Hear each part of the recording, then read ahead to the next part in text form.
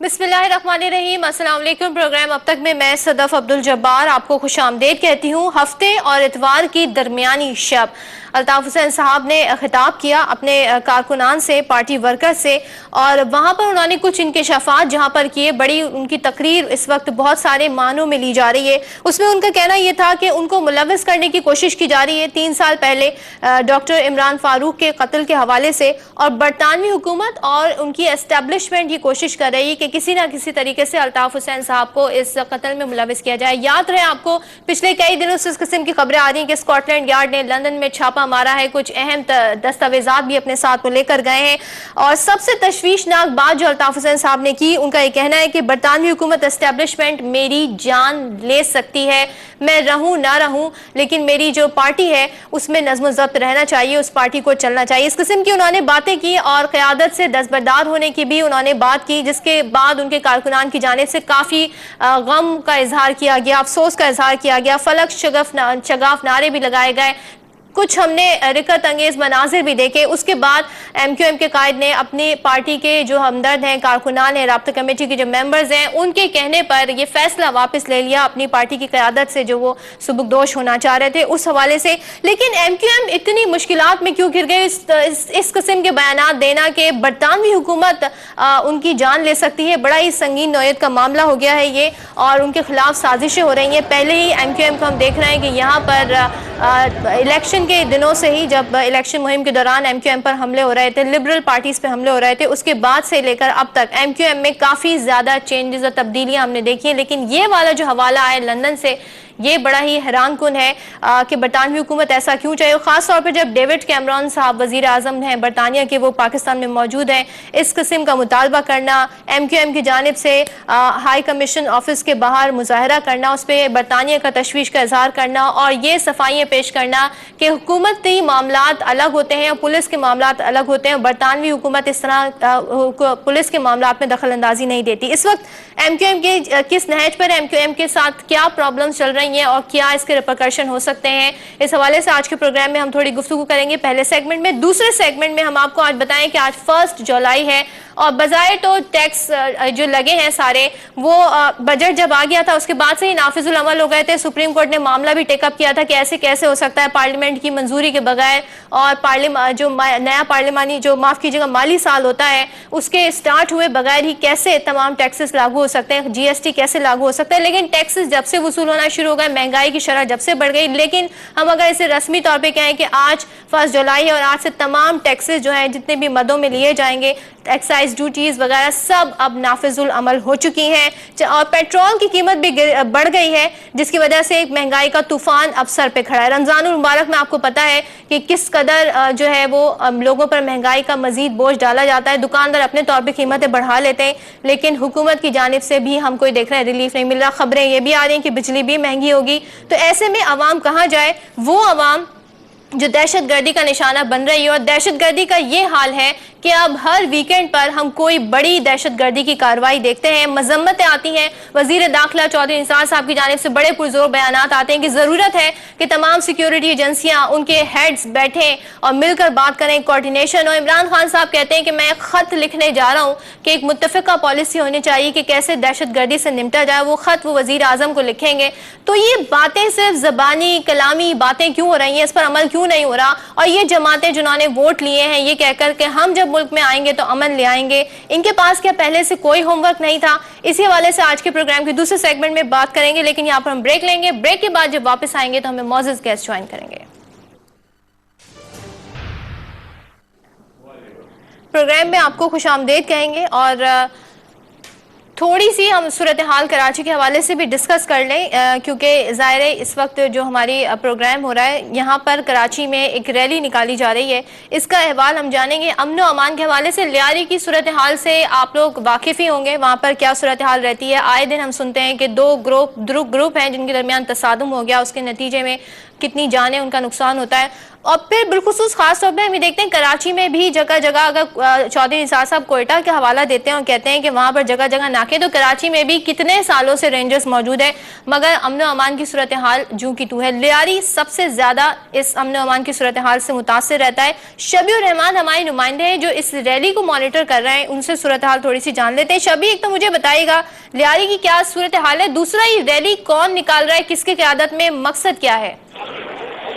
جی دیکھیں، اس وقت میں یہاں پر جو ہے شاہین کمپلیکس میں موجود ہوں، اور یہاں پر جو ہے لیاری کے علاقہ مکین ہیں جو کہ بڑی تعداد میں یہاں پر جو ہے شاہین کمپلیکس پر احتجاج کے لیے یہاں پر جمع ہوئے ہیں۔ جو اس ریلی کی قیادت ہے، اس میں ریلی کی قیادت جو ہے منتخب سندھ اسمبلی ثانیہ ناز اور دیگر وہاں کے جو قائدین ہیں لیاری کے، وہ اس کی قیادت کرتے ہوئے آ رہے ہیں۔ یہ ریلی جو ہے لیاری کے علاقے سے نکالی گئی تھی اور لیاری کے سے ماڑی پور اور ماڑی پور سے ٹاور سے ہوتے ہوئے آئی ہے چندی گڑھ روڈ پہ، اب شاہین کمپلیکس میں پہنچ چکی ہے۔ ان کو روکنے کے لیے پولیس کی جانب سے جو ہے ایک بڑی تعداد یہاں پہ موجود ہے، واٹر کینن بھی جو ہے یہاں پہ لگائے گئے ہیں۔ اس کے علاوہ جو اہم شاہراہیں ہیں ان پر جو ہے کنٹینرز اور ٹرک کھڑے کر کے جو ہے ان کو بلاک کر دیا گیا ہے، جس کی وجہ سے شاہین کمپلیکس سے وزیر اعلیٰ ہاؤس جانے والی شاہراہ مکمل طور پر بند ہے۔ اس کے بعد جو ہے ایوان صدر روڈ جس پر گورنر ہاؤس کا گیٹ ہے، وہاں جانے کا ارادہ ہے۔ شبی، مجھے بتائیں یہ اگر ہم کہیں امن کمیٹی کی جانب سے ریلی نکالی جا رہی ہے تو غلط نہیں ہوگا، کیا کہنا ہے ان کا، کیا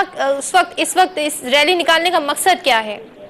جی دیکھیں، جو ابھی تک ہماری جو بات چیت ہوئی ہے اس ریلی کے قائدین سے، تو ان کا یہ کہنا ہے کہ لیاری میں ماروائے عدالت جو ہے قتل عام کیا جا رہا ہے، رینجرز کی جانب سے ٹارگیٹڈ آپریشن کے نام پر جو بے گناہ لوگوں کو اٹھا لیا جاتا ہے اور اس کے بعد دن دہاڑے سب کے سامنے انہیں گولی مار کے شہید کر دیا جاتا ہے، اور اس کے بعد کہا یہ جاتا ہے کہ ان کا تعلق گینگ وار سے ہے اور یہ لوگ جو ہے کراچی میں بدامنی میں ملوث ہیں، تو اس پر یہ ریلی نکالی جا رہی ہے۔ ان کا یہ کہنا ہے کہ لیاری ایک پرامن علاقہ ہے جس کو بدنام کرنے کی ایک سازش کی جا رہی ہے۔ اس تمام تر واقعے پر جو ہے آج یہ لوگ جمع ہوئے ہیں۔ اس میں جو ہے ہمیں جو تعداد بتائی جا رہی ہے تقریباً 3 سے 4 ہزار کے قریب لوگ ہیں جو ٹرک پر اور موٹر سائیکلوں پر اور دیگر گاڑیوں میں، اور 5 لوگ پیدل بھی ہیں جو لیاری سے سارا سفر کرتے ہوئے شاہین کمپلیکس تک یہاں پر پہنچے ہیں۔ چلیں، بہت شکریہ شبی، آپ سے اس متعلق ہم مزید صورتحال جانتے رہیں گے۔ تو ایک جانب ہم یہ دیکھ رہے ہیں کہ لیاری میں جو گینگ وار چل رہی ہے وہاں کو لے کر، اس ساری صورتحال کو لے کر، ماورائے عدالت جو قتل ہو رہے ہیں اس کو لے کر یہاں پہ ریلی نکالی جا رہی ہے، اور امن کمیٹی کی جانب سے ریلی ہے، اس کے لیے انتظامات بھی یہاں پر مکمل ہے کہ یہ گورنر ہاؤس اور وزیر اعلیٰ ہاؤس جانے کی ان کی کوشش ہے۔ بہرحال یہ تھوڑی سی کراچی کی اس وقت کی صورتحال ہے۔ اب ہم آپ کو اپنے جو ہمارا آج کا موضوع ہے پروگرام کا اس کی جانب لے کر آتے ہیں۔ ایم کیو ایم کے MNA ریحان ہاشمی صاحب نے اس وقت ہمیں جوائن کیا ہے۔ بہت بہت شکریہ ریحان ہاشمی صاحب۔ مجھے یہ بتائیے گا، یہ اس وقت جو خبریں آ رہی ہیں جو ہفتے اور اتوار کی درمیانی شب سے شروع ہو گئی تھیں، پہلا سوال میرا آپ سے یہ ہوگا، ایسی کیا صورتحال ہے ایم کیو ایم کے ساتھ، یہ خدشات کیوں ہیں کہ برطانوی حکومت الطاف حسین صاحب کی جان لے سکتی ہے؟ بڑا سنگین نوعیت کا الزام ہے یہ، کیا کہیے گا اس بارے میں ریحان صاحب؟ جی بہت شکریہ، بسم اللہ الرحمن الرحیم۔ دیکھیں، یہ بات پہلے تو آپ اس کی تصحیح کر لیں کہ ہم نے یہ لفظ کہیں پر بھی استعمال نہیں کیا کہ برطانوی حکومت مطلب جو اس طرح کی ایکٹیویٹی جس کا آپ نے کہا ہے جان لینے کے حوالے سے وہ کر رہی ہے۔ اچھا، دوسری بات یہ کہ جو ہمیں سازش کی بو آتی ہے وہ اس طرح آ رہی ہے کہ جب الطاف حسین بھائی کے جو رہائشی جگہ ہے وہاں پر جب انہوں نے جب یہ آئے انہوں نے انویسٹیگیشن کی تو وہاں سے کچھ ڈاکومنٹس لے کر گئے، اور وہ ڈاکومنٹ ایک فرم ہائر کی گئی تھی، اس کے لائرز تھے، ان کی موجودگی میں لے کر گئے، اور نہ تو ان ڈاکومنٹس کی فہرستیں فراہم کی گئیں اور لائر بھی غائب ہو گیا، لائر کا بھی کچھ نہیں پتا۔ تو یہ وہ چیزیں ہیں جس سے ہمیں سازش کی بو آ رہی ہے کہ کہیں ایسا تو نہیں ہے کہ ہمیں اس کانسپائریسی کا حصہ بنایا جا رہا ہے، اس میں ہم وکٹم بن رہے ہیں کسی چیز کے۔ یہ ہے ہمارا مین کنسرن۔ تو ریحان صاحب، سازش کون کر رہا ہے؟ اسکاٹ لینڈ یارڈ یا تو تفتیش کر رہی ہے، سارا معاملہ دیکھ رہی ہے، یا پھر ہم کس کی طرف اشارہ کر رہے ہیں؟ یہ سازش برطانیہ میں کون سازش کر رہا ہے؟ دیکھیں، جہاں تک آپ برطانیہ کی بات کر رہے ہیں تو یہ وہی ملک ہے کہ جنہوں نے آزادی کے علم برداروں کو توپوں کے دہانوں پہ باندھ کر اڑایا۔ یہ وہی ملک ہے جو کہ بظاہر تو ڈیموکریسی کی اور انسانیت کی بات کرتا ہے، اور کہیں کہیں کانٹرڈکشن بھی نظر آتی ہے ہمیں۔ تو یہ کہنا بجا ہوگا کہ مطلب کہ کوئی بھی ایکٹیویٹیز ہو سکتی ہیں, کچھ بھی ہو سکتا ہے. اور ہم زیادہ کنسرن اس لیے بھی ہیں کہ ایم کیو ایم وہ پاکستان کی واحد جماعت ہے جو کہ مڈل کلاس کی امپاورمنٹ کی بات کرتی ہے. اور 25 سال پہلے جو پاکستان میں تبدیلی کا آغاز ہوا کہ ایک وڈیرے جاگیردار کے برابر میں مڈل کلاس کے پڑھے لکھے نوجوان کو بٹھایا گیا, تو یہ اسٹیٹس کو چیلنج کیا تھا ہم نے. تو یہ اسٹیٹس کو چیلنج 92 کا آپریشن ہم پہ مسلط کیا گیا, شاید اسی کا خمیازہ ہم نے بھگتا. تو یہ صورتحال تو پاکستان کے اندر ہے, یہ تو پاکستان کے اندر ہے. یہ اسٹیٹس کو چیلنج آپ نے پاکستان کے اندر کیا ہے. جو بہتری, جو تبدیلی آپ لائے ہیں اور جو کچھ قوتوں کو پسند نہیں آئی وہ پاکستان کے اندر لائیں. لیکن مجھے یہ سمجھا دیجئے اس کا برطانیہ سے کیا لینا دینا ہے جب الطاف حسین صاحب سازش کا اشارہ کرتے ہیں اور وہاں پر جب چھاپے مارے جاتے ہیں تو کون یہ کر رہا ہے؟ وہاں بیٹھے لوگ کر رہے ہیں یا پاکستان میں بیٹھے لوگ کر رہے ہیں؟ جی,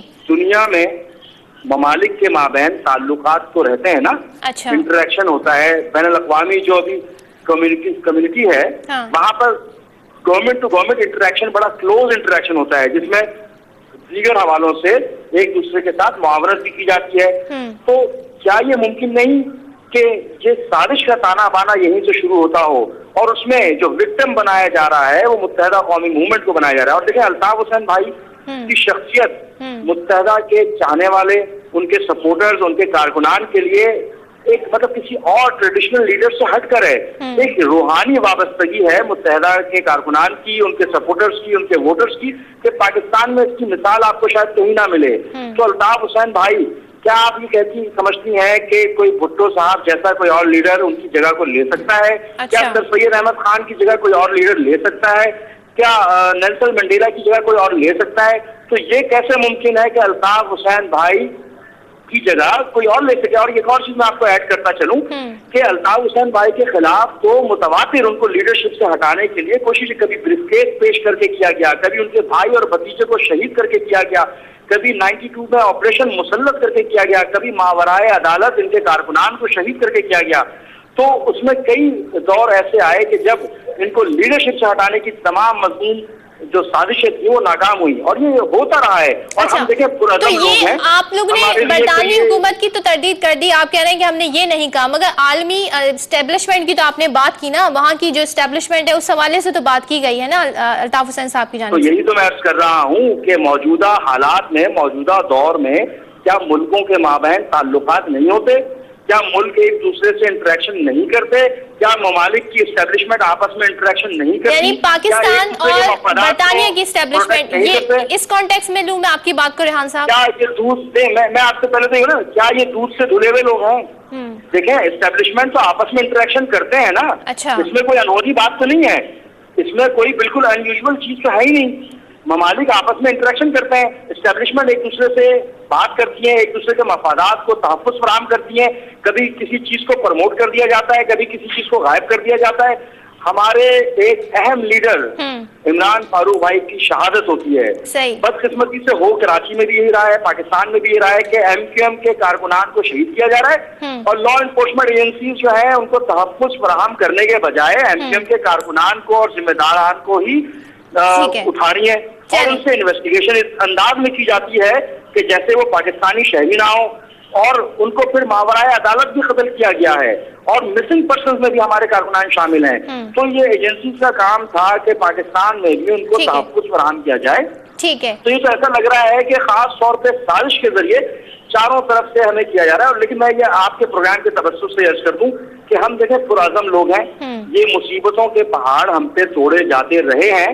وہ یہ رہا ہے کہ ایم کیو ایم کی نفرت میں, بغض الطاف میں, اور جو لوگ ایم کیو ایم فوبیا کا شکار ہیں وہ تو اول تو اس بات سے بڑا نالا ہوتے ہیں, نفرت ان کی اور بڑھتی ہے جب وہ یہ دیکھتے ہیں والہانہ محبت الطاف حسین بھائی سے, ان کے چاہنے والوں کی اور ان کے کارکنان کی, کیونکہ پاکستان میں کوئی اور لیڈر شاید ایسا ٹھیک ہے. میں آپ سے اور بھی اس حوالے سے سوال پوچھوں گی. یہاں پہ مظہر عباس صاحب ہمارے ساتھ موجود ہیں, سینئر صحافی ہیں, تجزیہ کار ہیں, ان سے میں اس بارے میں رائے جاننا چاہوں گی. مظہر صاحب, آپ بڑا ظاہر ہے کافی عرصے سے صحافت میں, آپ نے آلموسٹ تمام پارٹیز کی جدوجہد دیکھی ہے, کس طریقے سے انہوں نے اپنے آپ کو ملک میں پروان چڑھایا ہے. مجھے بتائیے گا ایم کیو ایم کی سیاست کو مد نظر رکھتے ہوئے جو اس وقت اسٹیج ہے, خاص طور پہ اشارہ کرنا عالمی اسٹیبلشمنٹ کی جانب, ایک تو مجھے بتائیے گا وہ کیا کیا ہے، پھر یہ کہنا کہ برطانوی ایجنسیاں عمران فاروق کے قاتل ڈھونڈیں، مجھے پریشان نہ کریں الطاف حسین صاحب کی جانب سے، اور وہ کہہ رہے ہیں میرے خلاف سازشیں بند کریں. یہ کون سازشیں کر رہا ہے؟ یہ کیا معاملہ ہے؟ کس حد تک یہ معاملہ آگے جا سکتا ہے مظہر صاحب؟ دیکھیے دو طرح کی چیزیں ہیں. ابھی ریحان ہاشمی صاحب جو بات کر رہے تھے اس کے دو پہلو ہیں. ایک یہ کہ جو انٹرنل کانسپریسیز ہوتی رہی ہیں اور اس میں کافی حد تک صداقت ہے کہ اندرونی طور پہ بہت سی سازشیں ہوئی ہیں. 92 میں باقاعدہ ایک الگ گروپ بنایا گیا اور اس کے بعد بھی یہ چیزیں ہوتی رہی ہیں. اور اس میں کوئی دو رائے نہیں ہے کہ ایم کیو ایم کو کئی مرتبہ تقسیم کرنے کی کوشش کی گئی پاکستان کے اندر. اور اس میں پاکستان کی اسٹیبلشمنٹ انوالو رہی ہے. لیکن یہ جو انگلینڈ والا کیس ہے یہ میرا خیال ہے میک اور بریک والا کیس ہے. اور اس میں اس کو پاکستان میں جو ایم کیو ایم کے ساتھ ہوتا رہا ہے اس سے میرا خیال ہے بالکل جوڑنا ٹھیک نہیں ہوا، کیونکہ اس کو صرف آپ کو ثبوت چاہیے ہوں گے. پھر آپ یا تو یہ کہ اس حوالے سے آپ ثبوت پرووائڈ کریں کہ پاکستان کی اور برٹش انٹیلیجنس کے درمیان کوئی ایک ایسی سازش ہوئی تھی جس طرح پاکستان کے اندر ہوتی رہی ہے. تو یا تو وہ چیزیں اگر ہیں تو وہ ظاہر ہے پھر وہ سامنے آئیں گی تو اس کے بڑے ریپریکشنز ہوں گے، اس کے بہت زیادہ مختلف، اس کا پولیٹیکل امپیکٹ بھی بہت بنے گا اس کا. لیکن یہ کیس جو ہے یہ بہت اہم کیس ہے اس لحاظ سے، خود ایم کیو ایم کی پالیٹکس کے لیے بہت اہم کیس ہے.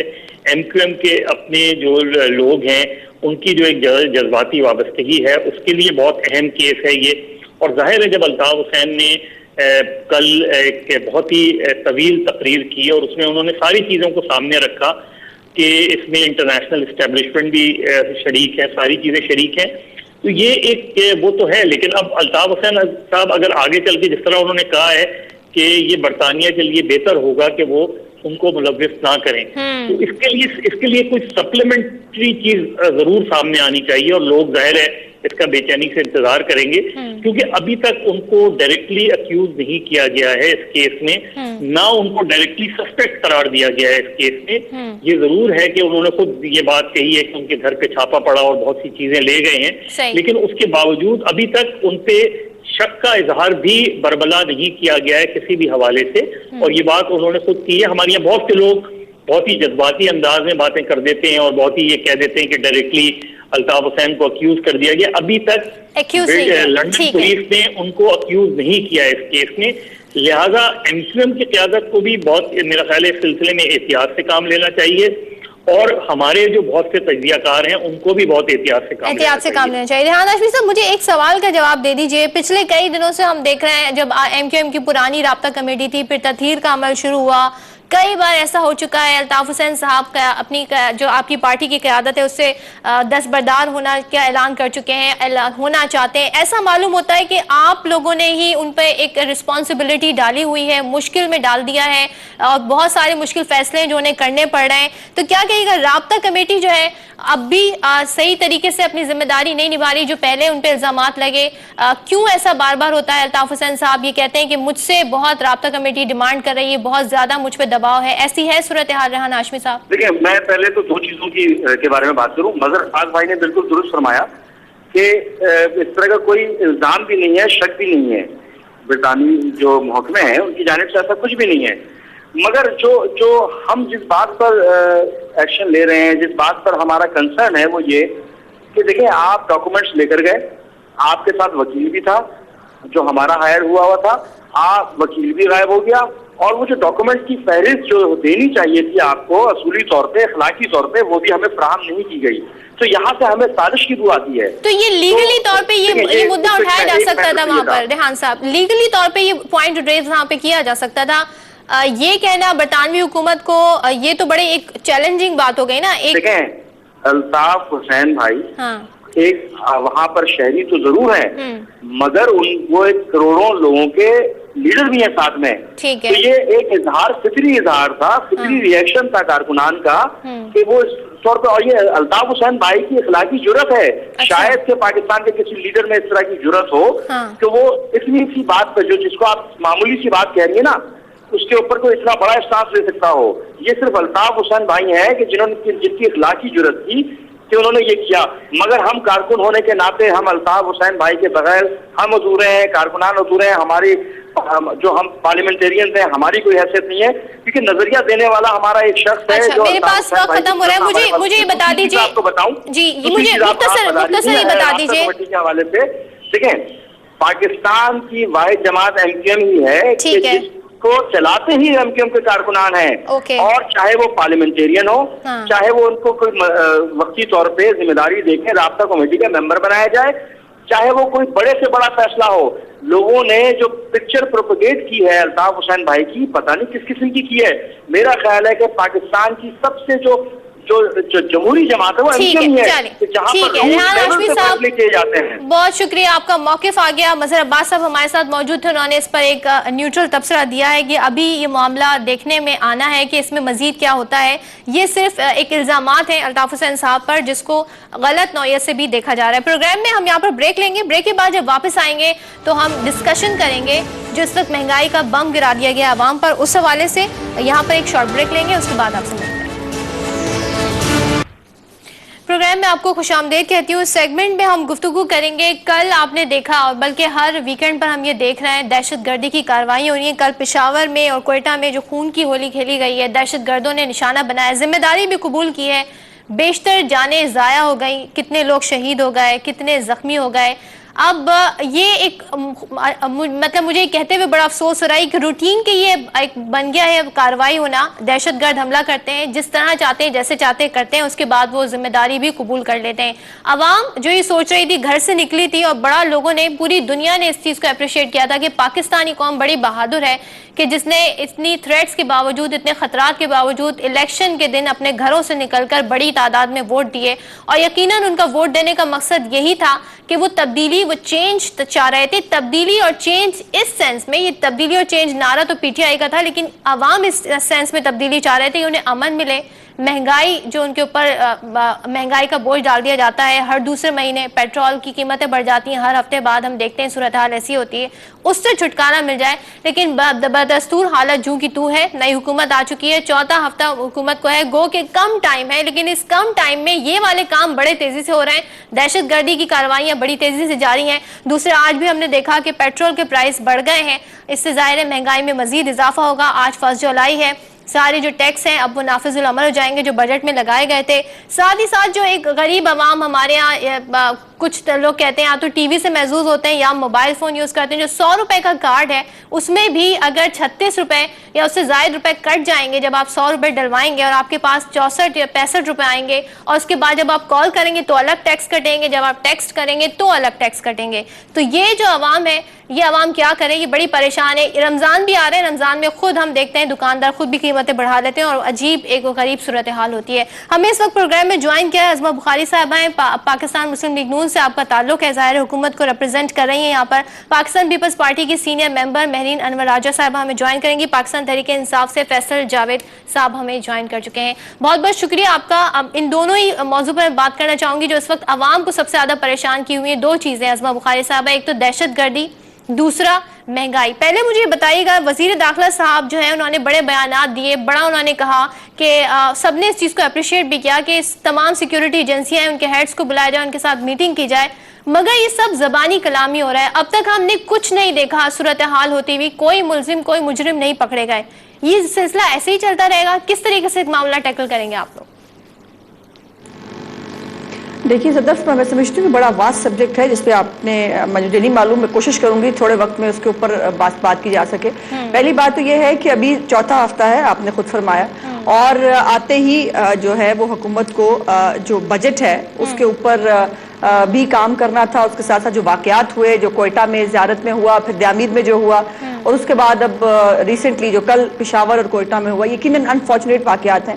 اور یہ تسلسل ہے جو پچھلے 8 سال سے پاکستان کے اندر جو چل رہا ہے، دہشت گردی کی ایک ویو ہے، یہ اسی کا تسلسل ہے. لیکن اس پہ یہ کہنا کہ کچھ نہیں ہوا، یہ میں سمجھتی ہوں کہ نامناسب ہے. پہلے تو بات یہ ہے کہ جو آرمی چیف کے ساتھ مختلف انٹیلیجنس ایجنسیاں، ان سب کے ساتھ میٹنگز کنڈکٹ ہو رہی ہیں. ہمارے جو انٹیریئر منسٹر صاحب ہیں انہوں نے ہم ایک ورکنگ پیپر تیار کر رہے ہیں جس کو ہم پارلیمنٹ میں لے کے آئیں گے، جہاں پر تمام پولیٹیکل پارٹیز موجود ہیں، ان کے نمائندے موجود ہیں، اور وہاں پر وہ بحث کے بعد ایک سلامتی کی ایک نئی पॉलिसी जो है वो फौरी जो तस्लीम शॉर्ट दी टर्म जाती है। पॉलिसी होनी चाहिए वो सामने नहीं आ रही ना, फौरी तौर पे कैसे आप इस मामले को हैंडल करेंगे? क्या लोगों की जानें इसी तरह देखिए- जाती रहेंगी हर दूसरे दिन? नहीं, देखिए पहले तो बात यह है कि सदफ ये जो अमन अमान की सूरत हाल है ये सूबाई सब्जेक्ट होता है। अच्छा। और लेकिन इसमें ये जो दहशतगर्दी की जंग है इसमें यकीनन बहुत सारे इंटरनेशनल अवामिल भी शामिल हैं जिनको नजरअंदाज नहीं किया जा सकता। इसलिए हम ये कोशिश तो कर रहे हैं कि जो इंटेलिजेंस की रिपोर्ट्स हैं, जो वर्किंग रिलेशनशिप बेहतर हो सकता है, जो सूबों को इंफॉर्मेशन दी जाती है उसमें बेहतरी लाई जा सके। और फिर ये है कि जो हजारा में कल जो अनफॉर्चुनेट वाकया हुआ उसमें जो है वो 25 पॉइंट्स पर हजारा वालों की अपने भी जो है वो चेक पॉइंट्स मौजूद हैं, वहाँ पे दूसरी एजेंसियां भी मौजूद हैं, लेकिन उसके बावजूद इन वाकयात का होना यकीनन एक तशवीश का बायस है। और इसके ऊपर हुकूमत जो भी सूबाई हुकूमतों को हमारी मदद चाहिए वफाकी हुकूमत के तौर के ऊपर वो बिल्कुल दी जा रही है और मजीद इसको जो है इफेक्टिव करने की कोशिश की जा रही है। लेकिन इसके ऊपर मैं समझती हूँ कि एक जब जो टेररिज्म के ऊपर एक मेन पॉलिसी पूरी अगर पाकिस्तान की पॉलिटिकल पार्टीज की तरफ से आए, एक यूनानिमस अगर वॉइस हो और उस वॉइस को अगर जो है वो दुनिया के सामने पेश किया जाए और वहां पर अपनी एक नई पॉलिसी बनाई जाए तो फिर हालात में मैं समझती हूँ कि थोड़ी बहुत बेहतरी आ सकती है। थोड़ी बहुत बेहतरी आ सकती है। फैसल जावेद साहब हमारे साथ मौजूद हैं। आपने एक पॉइंट रेज किया और कमोबेश हम देखते हैं हुकूमती नुमाइंदे जरूर कहते हैं कि जो दहशतगर्दी का मामला है ये सूबाई मामला है और हम जितनी मामलत और ताउन फराहम कर सकते हैं हम उसके लिए तैयार हैं। फैसल साहब मुझे बताइएगा, पेशावर में ये कल जो वाकया हुआ नया नहीं हुआ, क्या कर रही है सूबाई हुकूमत? आप लोग अब भी समझते हैं कि ड्रोन हमलों के नतीजे में सारा रिएक्शन हो रहा है, यही समझते हैं आप? इसका मुझे जवाब दे दीजिए। अब आपकी पॉलिसी में कुछ तब्दीली आई है, क्या है आपकी वाज़ेह पॉलिसी दहशतगर्दी को लेकर? कोई तब्दीली नहीं आई सदफ, बहुत जबरदस्त आपने आज ये टॉपिक लिया।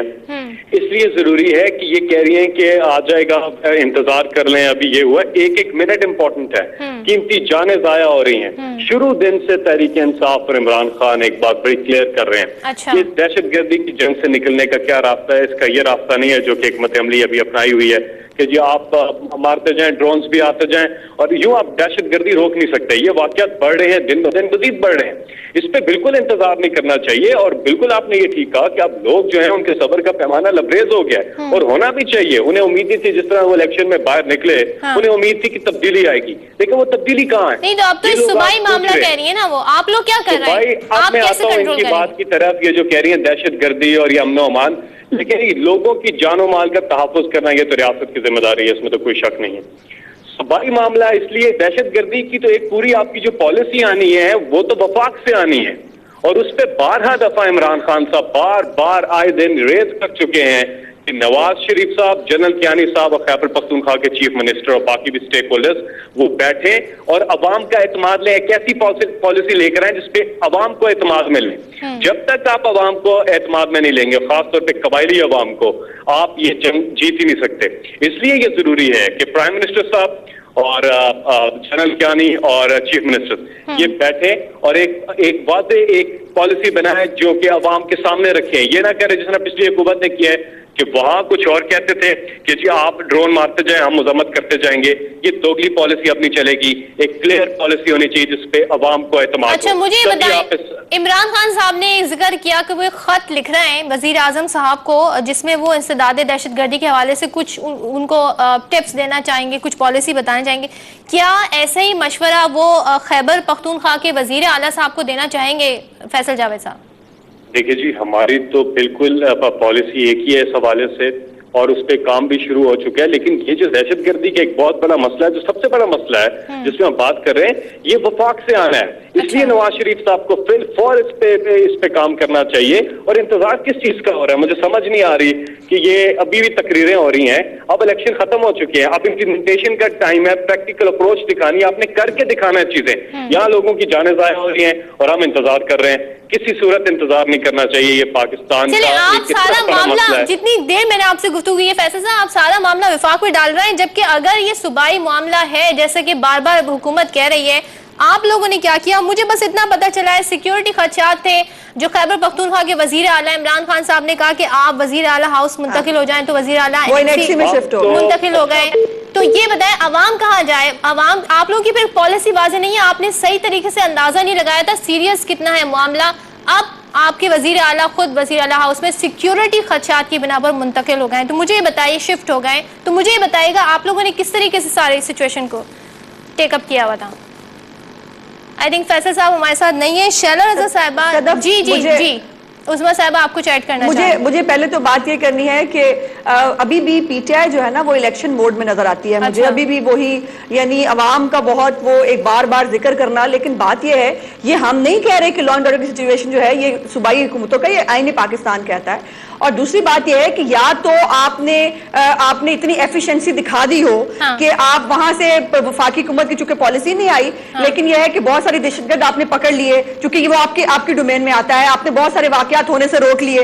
यानी ये तो एफिशिएंसी आपको दिखानी है ना, पॉलिसी बनने का आप इंतजार ना करें। आप जैसे आपने इंतजार नहीं करना चाहते, आप मत करें इंतजार, लेकिन आप कुछ एफिशिएंसी दिखाएंगे तो सही ना। हर चीज दूसरे पे डाल के फारिग हो जाना इज नॉट इनफ। ये है कि इस मुल्क का एक अलमिया है और बहुत बड़ा अलमिया है सदफ, वो ये है कि हम ब्लेम गेम से नहीं निकलते। सुबह वफाक पे, वफाक सुबह पे, ओनरशिप ही नहीं है। हमने तो नहीं कहा, ये तो आप एक बात कर रहा हूँ कि जो जहाँ कार्रवाई कर रहे हैं वो सूबा तो गिरफ्तार कर सकता है ना, वहाँ की हुकूमत तो गिरफ्तारी कर सकती है ना। सदफ हमारी वो बिल्कुल हो रहा है, वो तेजी से काम हो रहा है, लेकिन मैं आपको बार बार कह रहा हूँ कि जब तक आप इसकी जड़ पे नहीं पहुंचेंगे तो आप इसको खत्म नहीं कर सकते। ये बढ़ती जा रही है। हमारा मौक़िफ़ पहले दिन से क्लियर है इमरान खान साहब का। और अब तो आके बाकी बाहर वाले भी ये बयान देना शुरू हो गए कि जी इसका हल मुज़ाकरात है। तो आप क्यों नहीं बैठ के बात करते इस पे? क्यों नहीं नवाज शरीफ साहब, वो प्राइम मिनिस्टर है पाकिस्तान के, क्यों नहीं सामने आके कॉन्फ्रेंस में लेते? मेरी गुजारिश ये है फैसल साहब किससे बात करें जब वो खुद डिनाई करते हैं कि हम बात नहीं करना चाहते और एक तरफ इंटरनेशनल गुफ्तगू होने जा रही है। लग रही है ये अना का मसला ज्यादा है, अवामी नौयत का मसला कम मुझे लग रहा है। वो कह रही किससे बात करें? शैला रजा साहिबा डिप्टी स्पीकर सिंध असेंबली हमारे साथ बात नहीं करना चाहते। शैला साहिबा यहाँ मामला कितना सीरियस है और मुझे हुकूमती नुमाइंदा असमा बुखारी साहिबा ये पूछ रही है कि किससे बात करें? मियाँ नवाज शरीफ साहब अगर बात भी करना चाहते हैं वो खुद ही बात नहीं करना चाहते। इसी तरीके से मामला आगे बढ़ेंगे खासतौर पे दहशतगर्दी के मसले को लेकर, क्या कहिएगा शैला साहिबा? बहुत बहुत शुक्रिया। देखिए, इलेक्शन से पहले जिस सूरत हाल थी और पूरी जो हमारे 5 साल के, उसमें यही बात की गई कि ये लोग दहशतगर्दों के निशाने पर इसलिए हैं कि इन्होंने कोई वाज़ेह पॉलिसी नहीं बनाई और इनके जो अमाल है उसकी वजह से इनको तालिबान इलेक्शन पार्टिसिपेट करने नहीं दे रहे। और बाकायदा प्लानिंग से 3 पार्टीज को जो है वो उस तरह से पार्टिसिपेट करने नहीं दिया गया जिस तरह मुस्लिम लीग एन और पीटीआई माशाल्लाह 60 जलसे किए। तो अब दोनों के लोग, इमरान खान साहब भी और चौधरी निसार भी, दोनों ये कहते रहे हैं कि हम ड्रोन गिराएंगे। इनके ख्याल में ड्रोन सबसे जो है उसकी वजह से ये हो रहा था। तो अब दोनों मौजूद हैं और हमने तो पहले ही कहा कि हम तो इन्हें दहशतगर्द कहते हैं जो हथियार और अपने नहीं रख रहे। हम बात हमेशा करना चाहते हैं पॉलिटिकल लोगों से और हमने जितने भी ऑपरेशन किए पहले हमने बातचीत की। अब इनके तो ताल्लुकात है ना, 9 दफा मियां नवाज शरीफ उसामा बिन लादेन से मिल चुके हैं। इमरान खान साहब सॉफ्ट कॉर्नर रखते हैं, शुमाली वजीरिस्तान तक जाने का इरादा था। तो हम ये चाहते हैं कि हमें तो ये कहते थे कि भाई बॉम्ब किस तरह गया, कैसे पहुंचा उधर, क्या हुआ।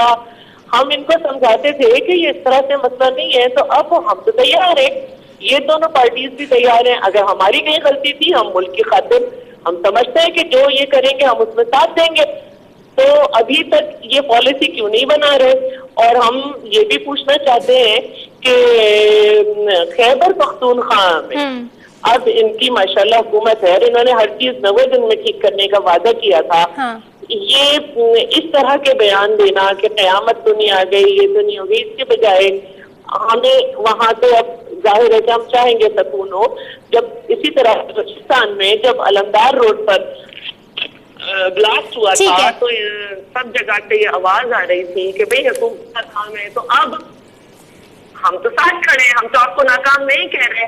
हम तो बस ये पूछ रहे हैं कि आपने जो आवाम से ये कहा था कि हम डायलॉग करेंगे, हम सब करेंगे, डायलॉग कब शुरू? आपके साथ खड़े, आपकी पार्टी से ज्यादा आपके साथ खड़े। कब करेंगे, किससे करेंगे, कौन करेगा, इनिशिएट कौन लेगा? ये अगर आप मुझे जवाब दे दें उस्मा साहिबा कि डायलॉग करने थे, अगर डायलॉग करने से ही मामला बेहतर हो सकता है तो वो क्यों नहीं स्टार्ट हो रहा है? टाइम क्यों लग रहा है? ये जो पॉलिसी आप कह रहे हैं बनने वाली है, ये तो फौरी अमल दरामद होना है। जैसे अब मुशर्रफ साहब का मामला टेकअप हो गया, जैसे आपने बिजली बहरान पे आपने एकदम फौरी तौर पर कार्रवाई शुरू कर दी।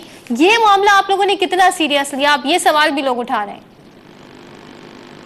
ये उतना ही सीरियस है जितने बाकी मामला सीरियस हैं, लेकिन ये इसलिए ज्यादा جو ہے اس کے اوپر ٹائم نہیں لگ رہا. ابھی 4 ہفتے ہوئے ہیں. 5 سال کی جو پالیسیاں جو ہیں وہ 1 مہینے کے اندر چینج نہیں ہوتی, پہلی بات. اور دوسری بات یہ ہے کہ جو یہ دہشت گردوں کی جہاں سے بات کرنے کی بات کی, تو آپ کو معلوم ہے کہ ایک نیگوسیشنز جو ہے وہ امریکہ اور افغانستان کے جو طالبان ہیں ان کے بیچ میں شروع ہونا تھا قطر کے اندر, وہ بھی پوسٹ پون ہو گئے ٹو سم ریزنز.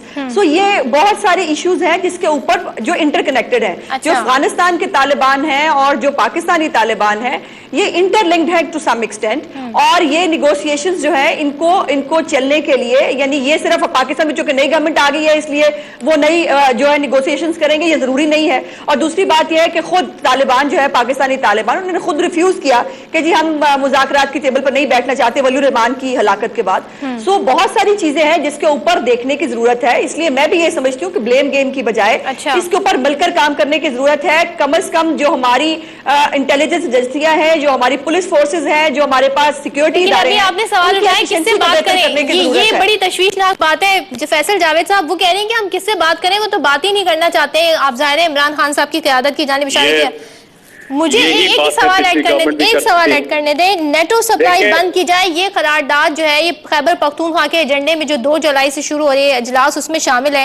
ڈرون حملے بند نہ ہوئے تو پھر آپ لوگ کہتے ہیں نیٹو سپلائی روکنے کا مطالبہ کریں گے. مجھے بتائیے یہ کتنا ٹائم دیں گے آپ اس حکومت کو کہ ڈرون حملے بند کروائے؟ دونوں سوال کے جواب دے دیجیے. دیکھیے جی, میں بار بار یہ کہہ رہا ہوں کہ اس پہ کوئی ٹائم نہیں ہے. یہ بہت دیر ہو چکی ہے اور آئے دن یہ دہشت گردی کے واقعات بڑھ رہے ہیں, قیمتی جانیں ضائع ہو رہی ہیں. اس لیے بالکل نواز شریف صاحب کو چاہیے کہ فور ڈرون حملوں پہ اس پہ تو میں کہتا ہوں کہ اتنی جلدی کرنی چاہیے, کیونکہ اصل وجہ یہ وہاں پہ آپ مذاکرات شروع کرتے ہیں, ڈرون حملہ آتا ہے, پھر مذاکرات ختم ہو جاتے ہیں اور دہشت گردی بڑھ جاتی ہے.